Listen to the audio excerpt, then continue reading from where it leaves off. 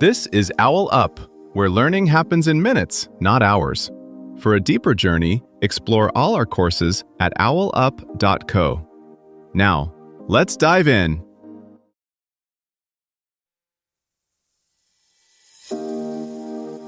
Welcome back to Chapter 5 of Poker Strategy, Think in Probabilities, where we're diving into the age-old question every poker player faces.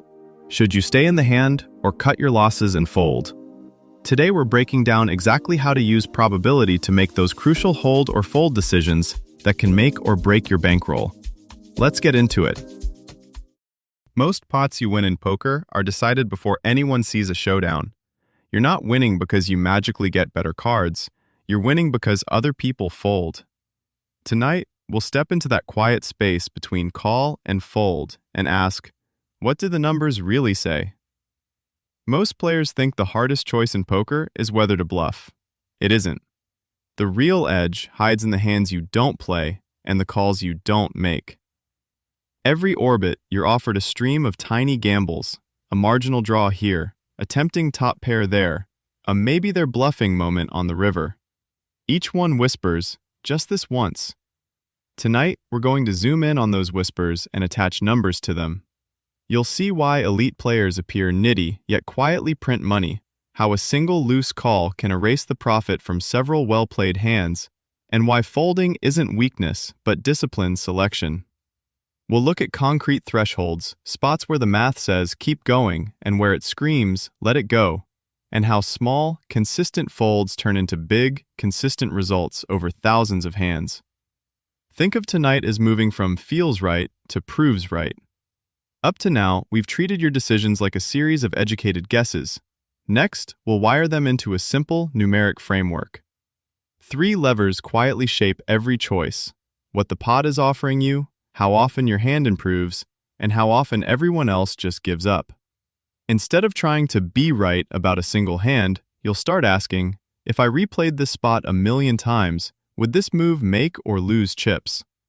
That shift, from outcome chasing to expectation chasing, is where real control begins. Most players know they should be tighter, but they don't know where that tightness actually comes from. Let's open the hood. Every decision is a tug of war between 3 numbers. 1. The price you're being offered, pot odds. When you face a bet, you're buying a ticket. The price is the chips you must call. The prize is the total pot you can win. Call 10 into 40? You're risking 10 to win 50 total. You need to win that call more than 20% of the time to break even. Call 50 into 50? Now you're risking 50 to win 100 total. You need to win over 33%. Most players never do this math. They just feel cheap or expensive. That fuzziness is exactly where leaks live. 2. The chance your hand actually gets there, drawing odds. Suppose you have an open-ended straight draw. You know it improves often enough to keep going sometimes, but sometimes is useless at the table. 8 cleanouts from flop to river give you roughly 31.5% to hit by the end. If your pot odds demand you win 20% of the time, calling is fine. If they demand 40%, you're lighting chips on fire. Notice what shifts. The same cards can be a slam dunk continue or an auto fold purely because the price changed. 3. The chance everyone else just gives up. Fold equity. You don't only win when you improve. You also win when others don't want to see whether you improve. If your shove makes them fold better hands often enough, that extra probability gets added to your drawing odds. This is where pros quietly widen their range. A draw that's slightly underwater as a call can become profitable as a raise because now you win in 2 ways, by hitting or by scaring everyone off. Putting it together, you're no longer asking, do I like my hand?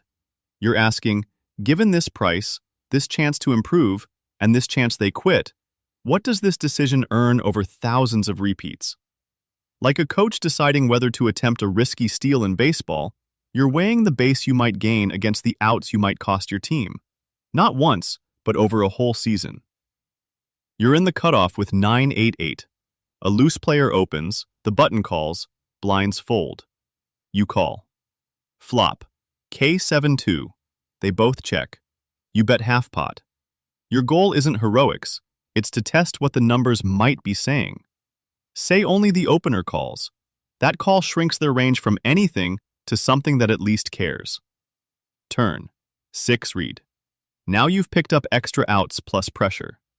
When they check again into a growing pot, you're staring at all 3 levers at once without announcing it.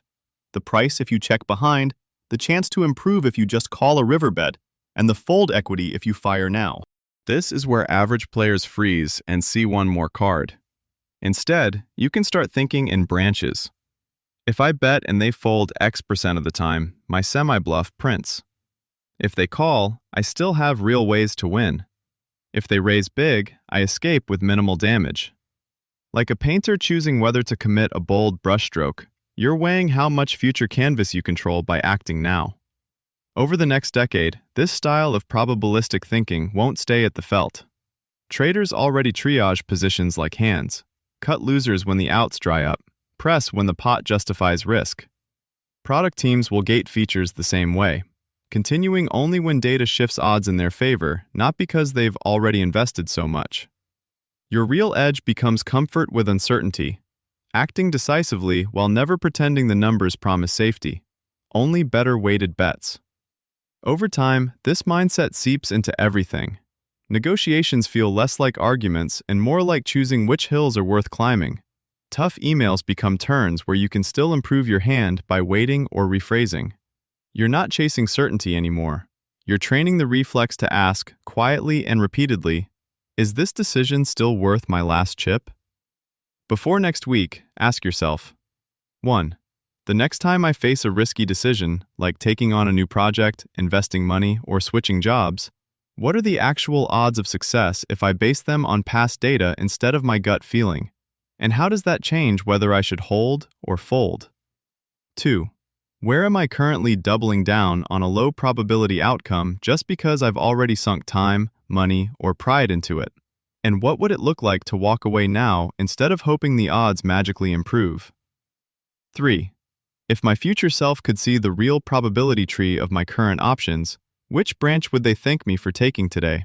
And what specific piece of information can I gather in the next 24 hours to better estimate those probabilities? This was OwlUp, your daily step forward. This series continues with more chapters on OwlUp.co. Visit OwlUp.co to access the complete course and continue your learning journey. See you there!